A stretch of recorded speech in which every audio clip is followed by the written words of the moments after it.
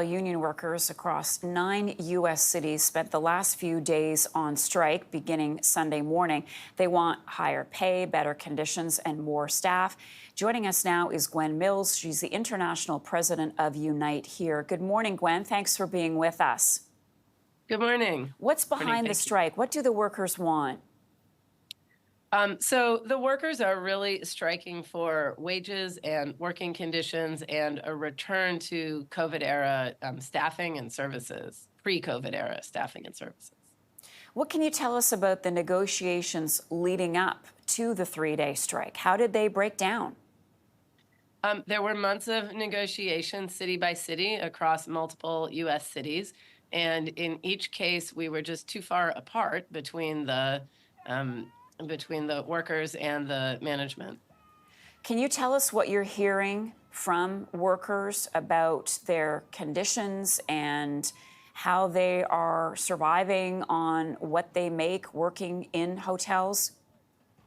Absolutely. I mean, I think what happened was during COVID, really the whole hospitality industry took a big hit, and hotel workers and hotels together all sort of tightened their belts to get through. But the hospitality industry has recovered. We've seen it.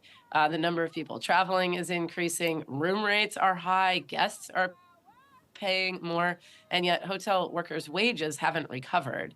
And so we find that many of our members cannot afford to live in the cities where they welcome their guests every day.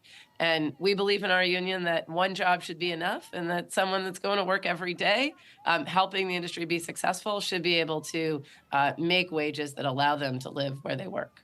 And the workers are at chains that we're all familiar with: Hilton, Hyatt, Marriott. What's next in this battle? Yeah, absolutely. So, look, given where things had gotten to, workers felt that they had to take it to the next level and do these strikes to insist that the issues, be taken seriously. Now, in all of the cities, workers will go back to the table with management, try to resolve the issues, and then we sort of take that one step at a time. And were you aware that here in Canada, in Montreal and Quebec City, hotel workers also went on strike for a 24-hour period over the weekend? Yeah. Yeah.